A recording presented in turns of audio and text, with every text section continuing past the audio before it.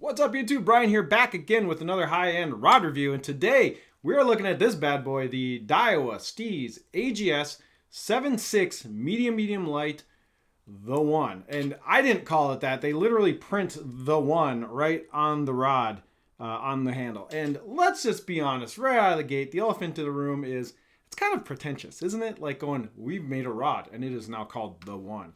I will say all of the companies aside from Megabass, when they name their rods, often they name them stupid names. Like I wouldn't call my own rod the one. I mean, yes, it is a very good rod and it is like a lot of fun to use, but it's not really the one. The one implies like, oh, you only need one rod, you can do everything.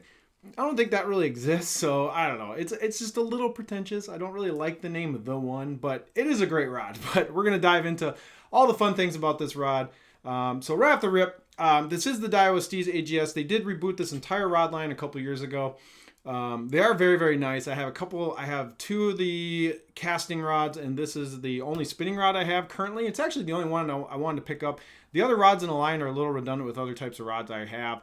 This one stood out though, and a lot of people have been asking me to try the one because this is a very popular rod. This rod came out in the previous generation Steez rod, so this isn't a new model to this generation of Steez. They introduced it very late in the previous generation's run. It's a very popular rod. A lot of people really liked it, and then they kind of brought it back. And something I do want to note early in the video, if you're watching this, they are launching, they as in Daiwa, they are launching a new Zillion line of rods, and there is a 7.6 medium light in the Zillion rods. I got to handle that rod yesterday at a store. It is nothing like this one. Now the store also had one of these rods, so I got to try this Zillion and this rod next to each other. Not the same. The Zillion is not a cheaper version of this. The Zillion version of the 7.6 medium light is extremely light and whippy. It's more of a straight hair jig, spy bait kind of rod. It is not something you're going to be used for the things that you can use this for. It is way less powerful. It's really whippy. It's so much lighter. So in an earlier Zillion video, I said, oh yeah, it's probably just going to be like a $300 version of this rod. Not the case. So I was completely wrong. But also when I made that video, those rods weren't actually out in stores and you couldn't check them out. I was just speculating. But I just want to know if you're watching this video and you're like thinking, oh, I'll save a few bucks by going and picking up the Zillion 7.6 medium light. They're completely different rods. This rod is a true medium with a ton of power.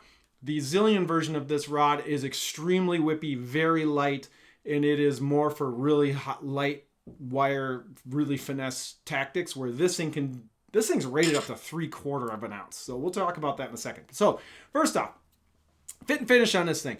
This is a $550 rod. All the Steez rods are fairly expensive, but what you're getting with this price point is an extremely light rod. This thing is 3.5 ounces. And the fit and finish on this thing is absolutely gorgeous and beautiful. So you get this awesome red and black metal lock nut down here on the bottom. You're getting really nice cork. I have to say, after beating on this thing for a year and using some U40 seal, I don't have a single piece of cork that has fallen out of this. Actually, I take that back. There's one little piece right there.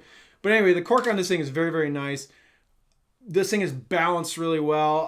I'll just get the balance stuff out of the way. So this is with a Daiwa Exist 2500 right here. So it's a very lightweight 2500 reel. And it balances, bang, dead nuts on. And this is a 7.6. This is a very long rod, which these are typically tip heavy at this kind of length. But not this thing. This is 3.5 ounces.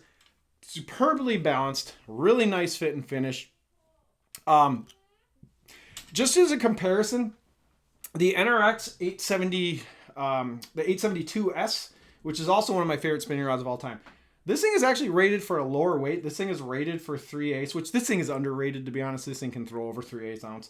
But this thing is 3.4 ounces and, 3.9, basically 3.4 ounces. And this thing is 3.5 ounces. So this thing is a little longer than the 872S. And basically the same weight. So this thing is legit light. And especially when you throw a lightweight reel on this thing, the whole package is like feather light. So I really highly suggest putting a very lightweight reel on this rod because you're just going to have that premium, bougie, high-end, lightweight package feel. Also, this thing does have the the Daiwa AGS guides. So if you guys don't know what AGS guides are, they are carbon fiber guides, which means they are extremely rigid. I have nightmares about breaking this particular stripper guide because it sticks out so far. And when I have this on my boat, I'm making sure that I do not step on this on the deck, because carbon fiber guides shatter, break. They don't bend like if you have a titanium guide or stainless steel guide. If you step on them, you can kind of twist them back into place and go about your day. But if you step and crack one of these AGS carbon fiber guides, you're SOL. And you are going to have to take it to, or send it to Daiwa to have them replace the guide. So the nice thing is Daiwa has a really quick turnaround when you have a broken AGS guide. If you do send it to them, and it's going to be on your dime, you're going to have to pay the shipping to send this to Daiwa. They'll get it back to you in a couple weeks, and it'll look factory. So they'll rewrap it, put a new guide on it, and it'll look brand new.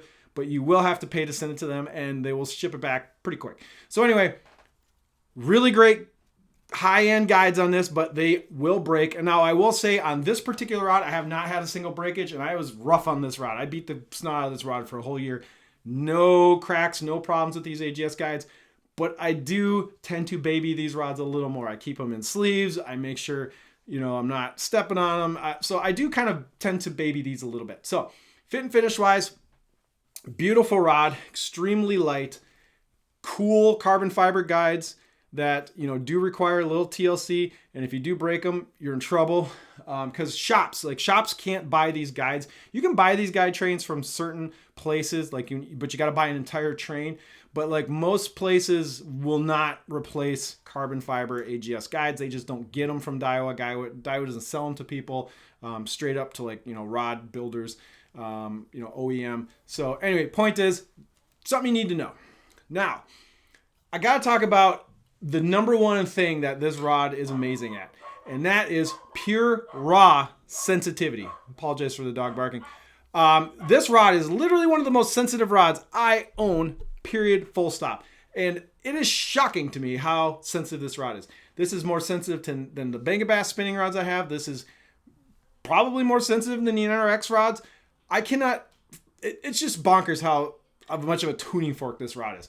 Now, there's a lot of techniques you can do with this rod. I did a lot of them when I was testing and playing with this rod all year, but there's stuff I didn't even scratch the surface of, because I asked a lot of people on the internet, what do you use for your Daiwa AGS the one rod for? And I got so many responses. People use this thing for Nico rigging, for wacky rigging, for finesse jigs, for spy baits. Some people even throw hair jigs on this thing, which I think it's a little too stiff for hair personally, unless you're throwing a bigger chunkier hair jig, I guess it'll be fine. But man, this is kind of one of those all-around rods, and the rating on this thing is kind of bonkers. It is up to 3/4 of an ounce. Yes, a 3/4 of an ounce medium light, which is kind of high. I threw some half-ounce baits on this thing, and it was fine. I didn't really push the 3/4 on this because I was like, I don't really, but it seems like it can absolutely handle 3/4. But I will say the really great pocket for this rod is 1/8. I had a lot of fun throwing 1/8 ounce paddle tail swim baits on this rod, especially up shallow in the spring and even in the summer when smallmouth and fish pull up onto flats and they're up in that, when the sun's high and they're up in that shallow water. This thing is an extremely fun rod to fish shallow with. I know it's a 7.6, so you're like, oh, it's a deep water rod, but I had a blast throwing finesse jigs, small paddle tail swim baits, and small plastics up shallow with this thing. I had one of the most fun days on the water with this rod, dock fishing, a 1/4 ounce finesse jig, skipping docks with this thing. I was just, every dock I went to, I took a little 1/4 ounce, it was a Z-Man finesse jig, skipping it under docks, cracking largemouth. I caught some big fish. I caught 3-4 pounders on this thing. And as soon as I skipped it on the dock, if a fish came up and grabbed it, I felt the tick immediately on this thing. I was just in heaven having a blast dock fishing with this thing. I've also Nico rigged this thing on weed lines, totally sensitive, can feel every little fish even just pecking at it like panfish and everything.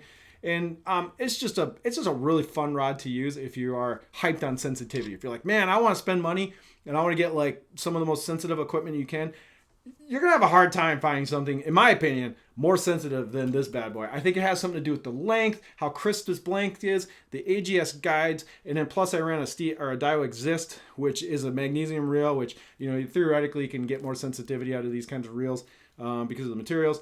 Anyway, point is, when I got this whole package together, it is so much fun to use. Let's talk about the action. So you're thinking to yourself, what is a medium light? And to me, what they did with this rod is interesting. So the first half of this blank is pretty much the medium light. So if you notice, I'm pulling down on this. Let's see if I can get it to focus.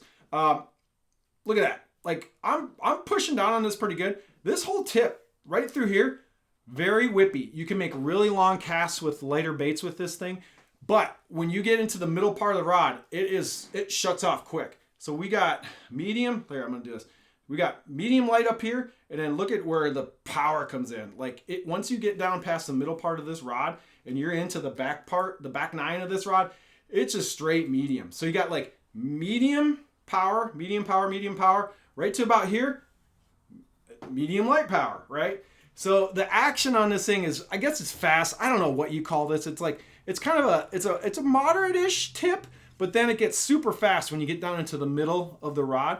So this thing has sneaky power for a spinning rod. So the advantages of that soft medium light tip is the casting distance. You can whip fairly light baits a pretty reasonable amount of distance. Slightly heavier baits, you can absolutely bomb them with this thing. So overall, cool rod. It's just kind of unique, kind of different. I didn't really use this for hover strolling last year. No, hover strolling is like the big hot topic. I'm definitely going to try hover strolling with this thing a little more this year. I didn't really Demiki rig or hover stroll with this rod at all, although I should, and I'm going to try to test that this spring. I got more tackle for doing that now and different types of heads, and I'm going to experiment a little with this.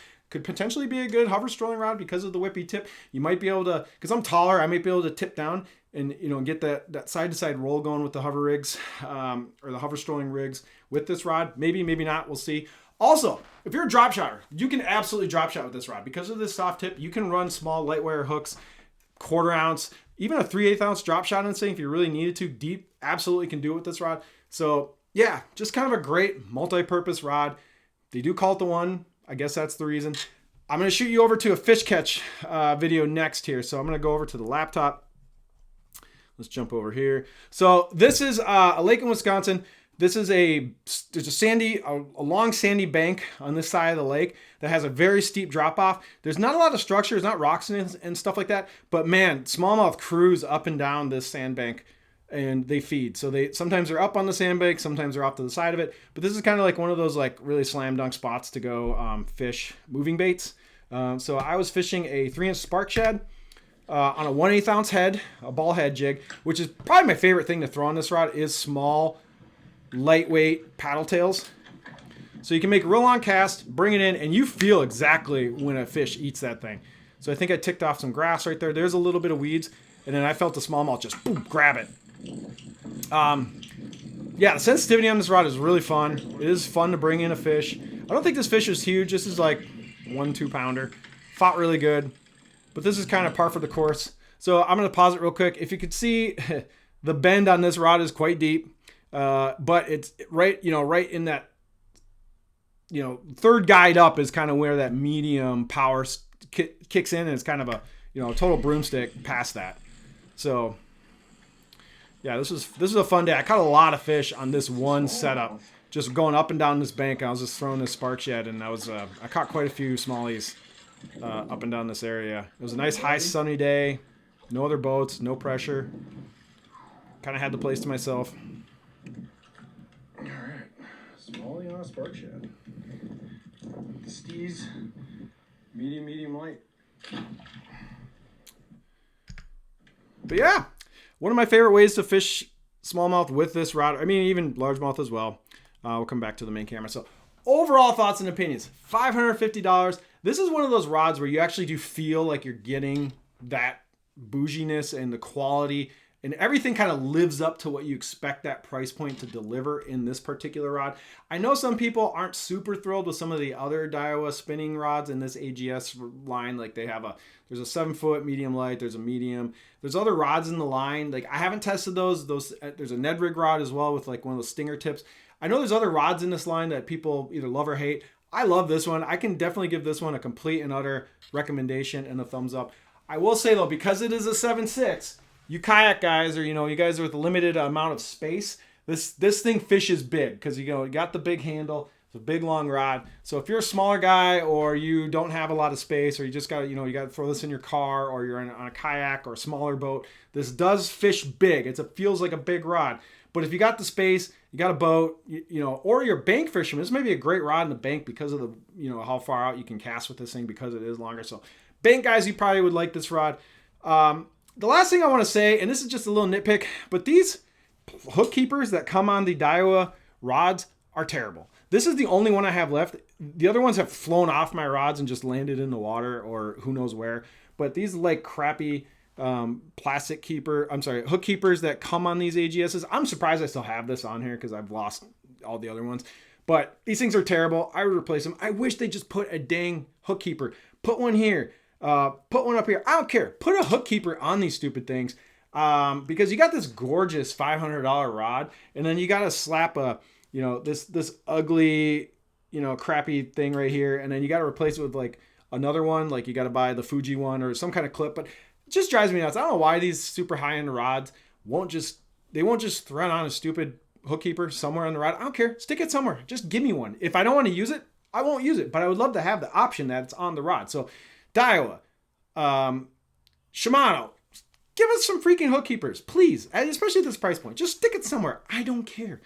Loomis still does it. I mean, NRX has got a stupid hook keeper, and they're bougie. So anyway, small side rant that I don't like this thing, and I wish they just put a hook keeper on the rod. But other than that, bounce is great. Fit and finish is awesome. Stupid light. Stupid sensitive. There's really nothing in the negative column on this rod except for, they are carbon fiber guides that can crack, can break, and that can put the rod out of commission for a few weeks while you send it back to Daiwa to have it fixed. Something you got to take into consideration when you're looking at this rod, but these are in stock right now on Omnia as when I'm making this video, and I will leave a link to these in the description if you want to pick one up. Please use my link. Please support Omnia. They do have these. They will ship them fast. When these things came out, they flew out. They didn't come in stock again, and these were really hard to get last year, but now it looks like shops have kind of replenished and have a bunch of these available. So yeah, love the rod. If you have the Steez AGS, the one, and you use it for techniques that I did not talk about in this video, because I know there's a ton of people who use this for all sorts of stuff, throw it down in the description. Let everybody know what you use this rod for, just to give people some ideas, maybe, get the creative juices flowing, or, whatnot. So if you made it this far in the video, please hit like and subscribe, and make sure to follow me on the Instagrams. That's where I post a lot of my on the water content and a lot of my little snarky commentary on the fishing industry, where I try to be funny, but usually is kind of, whatever. So anyway, if you made it this far in the video, please hit like and subscribe, and we will see you on the next one.